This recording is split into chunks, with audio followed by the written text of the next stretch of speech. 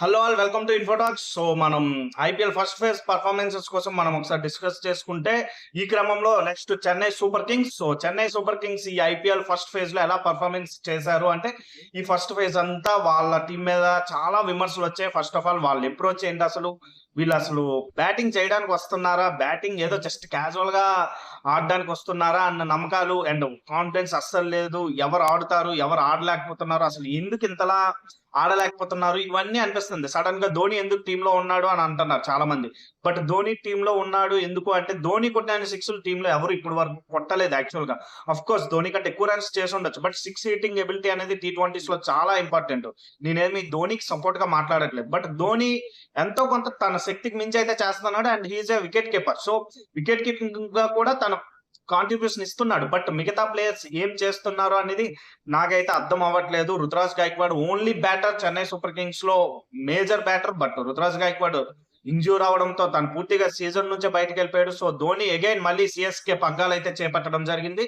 But CSK ఆ momentum తెచ్చుకుందంటే లక్నోతో మ్యాచ్ లో తెచ్చుకోవడం అనేది చాలా మంచి విషయమే. బట్ దాన్ని కంటిన్యూ చేయగలరా లేదా అనేది మనం ఒకసారి డిస్కషన్ చేసుకుంటే వాళ్ళ ఓపెనింగ్ పేర్ అనేది పర్ఫార్మెన్స్ చేయాలి అండ్ టాప్ 3 పర్ఫార్మెన్స్ పక్కాగా చేయాలి. రచిన్ రవీంద్ర ఒక విధంగా చెప్పాలంటే ఈ ఐపీఎల్ సీజన్ ముందు వరకు అంటే ఒక ప్లేయర్ కెరీర్స్ బెస్ట్ ఫామ్ అనేది ఒక టైం పీరియడ్ ఉంటది, ఆ పీరియడ్ లో ఉన్నాడు. బట్ ఐపీఎల్ కి ఇక్కడికి వచ్చేసరికి అది ఎందుకో కంటిన్యూ చేయలేకపోతున్నాడు. బట్ రచిన్ రవీంద్ర ఆ మూమెంట్ అందుకోవాలి. డెవెన్ కాన్వే ఆల్రెడీ బయట ఉన్నాడు. ఉన్న మ్యాచ్ లో బాగానే ఆడాడు అనిపించింది, ఎందుకంటే అలాంటి పర్ఫార్మెన్స్ కూడా వాళ్ళ టీంలో ఎవరు చేయలేదు. బట్ ఆ ఎందుకు మరి బయట ఉన్నాడని తెలీదు. ఇప్పుడు వాళ్ళ కాంబినేషన్ అనేది సెట్ అవ్వదు, ఎందుకంటే నూర్ అహ్మద్ పక్కాగా ఉండాలి, పతిరానాని ధోని వదలడు.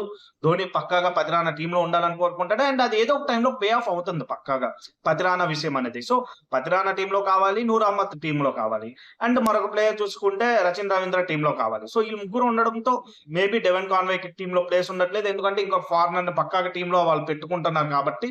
బట్ యంగ్స్టర్స్ మీద నమ్మకం ఉంచరు అన్న ఒక అపవాదు నుంచి లాస్ట్ టైం అయితే షేక్ రషీద్ ని వాళ్ళు ఓపెనింగ్ పంపించారు. సో అది కొంచెం వాళ్ళకి కలిసి వచ్చిన అంశం, ఎందుకంటే మంచిగా 6 4లు కొట్టాడు ఆ కొట్టిన రన్స్ లో. సో 6 4s అనేది 6 4s అనేది వాళ్ళకి పవర్ ప్లే లో రావడం వల్ల చెన్నై పవర్ ప్లే రికార్డ్ ఈ సీజన్ పరంగా చూసుకుంటే most worst record. And wicket all maximum ప్రతి మ్యాచ్ ఓడిపోయిన ఈ 7లో 5 మ్యాచ్లు ఓడిపోయారు కదా వాళ్ళు. సో ఈ 5 మ్యాచ్లో కూడా వాళ్ళు పవర్ ప్లే లోనే మ్యాచ్ ఓడిపోయారు. ఆ తర్వాత వాళ్ళు ఎక్కడ కూడా మ్యాచ్ గెలవగలరు అన్న నమ్మకం అయితే ఏ రోజు కనిపించలేదు.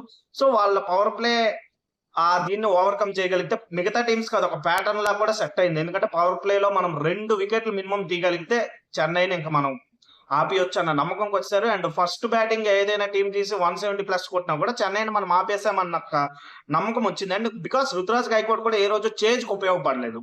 సో వాళ్ళ టీంలో చేజ్కి ఉపయోగపడే ఎక్స్ప్లోజివ్ బ్యాట్స్మెన్స్ ఎవరు అవ్వాలి అంటే మాక్సిమం రచిన్ రవీంద్ర తీసుకోవాలి ఆ బాధ్యతని, రాహుల్ త్రిపాఠి తీసుకోవాలి. ఇప్పుడు షేక్ రషీదే కంటిన్యూ అవ్వచ్చు మేబీ, బికాస్ చెన్నై ఒకసారి నమ్మకం పెడితే కంటిన్యూ చేసేస్తారు కాబట్టి. సో షేక్ రషీదే ఉంటాడు. సో ఈ ముగ్గురు తీసుకోవాలి అండ్ శివం దుబే దాన్ని ఎక్స్ప్లోజివ్ గా అప్రోచ్ అనేది తీసుకురావాలి. లేదు అంటే శివం దుబే కైండ్ ఆఫ్ ఇన్నింగ్స్ ఇప్పటి వరకు రాలేదు. మొన్న మ్యాచ్ లో అయితే ఆల్మోస్ట్ 30 బాల్ ఆడాడు. 30 బాల్ దాటి శివం దుబే ఆడాడంటే అందులో మినిమం 4 నుంచి 6 6లు అయితే పక్కాగా ఉండాలి, ఒక 2 4లైనా ఉండాలి. శివం దుబే రేంజ్ అది 4 నుంచి 6 అనేది, బికాస్ ఇప్పుడు తక్కువగా చెప్తున్నాను కానీ మినిమం 6 6లు అయితే పక్కాగా ఉండాలి శివం దుబే 30 బాల్ ఆడాడు అంటే. బట్ శివం దుబే నుంచి ఆ ఇన్నింగ్స్ రాలేదు.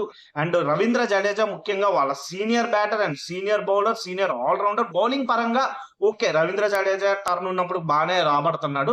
బట్ బ్యాటింగ్ పరంగా రవీంద్ర జడేజాని నెంబర్ 4 కి తీసుకొచ్చారు. బట్ నెంబర్ 4 లో ఇంకా కూడా తన రేంజ్ పర్ఫార్మెన్స్ ఇవ్వలేకపోతున్నాడు. రవీంద్ర జడేజా గట్టిగా బ్యాట్ తో పర్ఫార్మెన్స్ ఇవ్వాలి. అశ్విన్ ని 6th ఓవర్ వేయించకూడదు, అశ్విన్ ని పవర్ ప్లే తర్వాతే వాడాలి. నూర్ అహ్మద్ ని 6th ఓవర్ లో తేవచ్చు కావాలి అంటే. And but Noor Ahmad main spinner గా వాళ్ళు ప్రస్తుతానికి ఫీల్ అవుతున్నట్టు అనిపిస్తుంది. సో తన మూడ్ డిస్టర్బ్ అవ్వకూడదు, తన మిడిల్ ఓవర్స్ లో చూసుకోవాలని అనుకుంటున్నారు.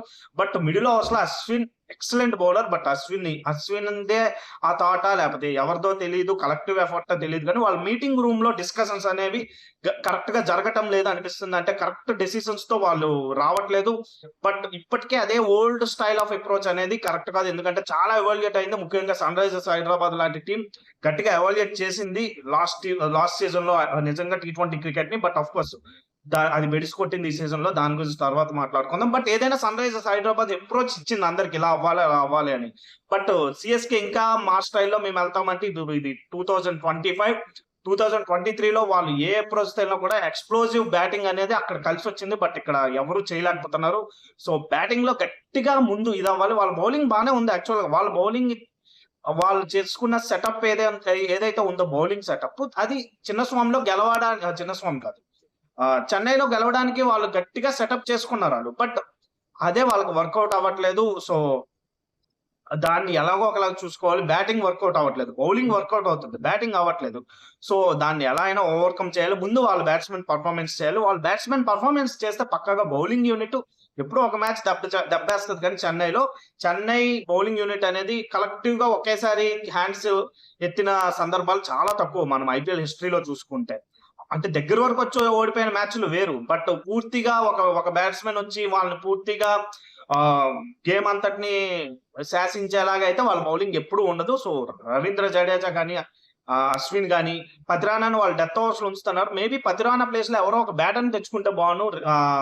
బట్ ఓవర్ టర్న్ లాస్ట్ మ్యాచ్‌లో తెచ్చారు. బట్ అది ఎంతవరకు వర్కౌట్ చేస్తారనేది తెలీదు. సో డెవిన్ కాన్వేని అయితే టీమ్‌లో ఉంచాలని నాకు అనిపిస్తుంది. బట్ ఏ ప్లేస్‌లో ఉంచాలనేది మళ్ళీ డౌటే. Maybe Devon Conway and Shaik Rasheed open చేసి రచిన్ రవీంద్రని వన్ డౌన్‌కి పంపిస్తే బాగుంటది అనిపిస్తుంది. డెవిన్ కాన్వే చాలా బాగా ఆడాడు చెన్నైకి యాక్చువల్‌గా. సో స్టార్టింగ్ నుంచి ఎవరో ఒకళ్ళు ఇన్నింగ్స్‌ని అయితే హోల్డ్ చేయాలి కదా! సో డెవిన్ కాన్వే చేస్తే బాగుంటది అనిపించింది. బట్ వాళ్ళ థింక్ ట్యాంక్‌లో ఏముందనేది మనకి పూర్తిగా తెలీదు. ఓవరాల్‌గా అయితే చెన్నై వైపు మూవ్‌మెంట్ రావాలంటే సేమ్ ముంబైకి ఈళ్ళెవరికి కోల్కతాకి 2 లేదా 3 మ్యాచ్‌లు గెలిస్తే సరిపోద్ది. బట్ రాజస్థాన్, చెన్నై లాంటి టీమ్స్ పక్కాగా 3 దాటి వరుసగా మ్యాచ్‌లు గెలవాలి. నెక్స్ట్ సెకండ్ ఫేజ్‌లో. అలాగైతే మాత్రం నెక్స్ట్ ఎప్పుడు స్టార్ట్ అవుద్దో సెకండ్ ఫేజ్ అందులో వరుసగా 3 లేదా 4 మ్యాచ్‌లు గెలిస్తేనే పక్కాగా వాళ్ళ వైపు మొమెంటం ఉంటది. ఒక్క మ్యాచ్ ఓడిపోయినా కూడా నెక్స్ట్ వచ్చే 3 మ్యాచెస్‌లో చెన్నై వైపు అయితే మొమెంటం ఉండదు. ఆల్‌మోస్ట్ ఈ సీజన్‌కి వాళ్ళు డన్ అన్నట్టే అనుకుంటున్నాను నేను.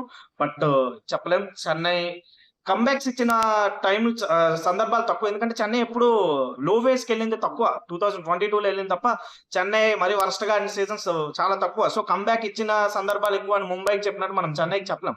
ఎందుకంటే ఆళ్ళెప్పుడు కన్సిస్టెంట్ పెర్ఫార్మర్స్ కాబట్టి. సో చెన్నై ఏమైనా వాళ్ళ పిచ్ లాగే వాళ్ళు కూడా టర్న్ చేస్తారేమో చూద్దాం. మేబీ చెన్నై ఆలోచన కూడా మార్చుకుంటది అనుకుంటున్నాను. పిచ్‌ని కొంచెం బ్యాటర్స్‌కి అనుకూలంగా తయారు చేస్తదేమో అని చెన్నైలో.